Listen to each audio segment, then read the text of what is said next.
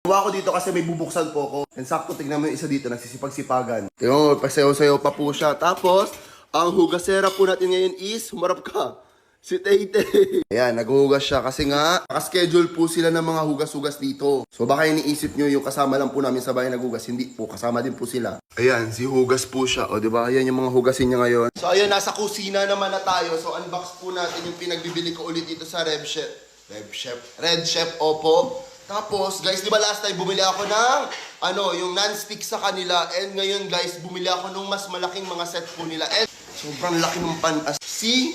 Di ba, ang laki ng mukha ko, ha? Ayun, lahat to, guys, is non-stick pan, opo. Ito, guys, malaki na talaga siya.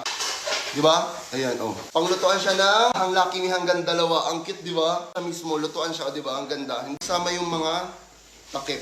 Quality ng takip, guys. Ayan, oh. Yan, luma na yung isa namin. Ayan, so pinagbibilihan ko po ng bago para dito sa bahay. Kung kagaya nyo ako naghahanap ng quality ng mga pangkusina, opo, ayan, pangluto-luto. Nandyan lang po yan sa may gilid.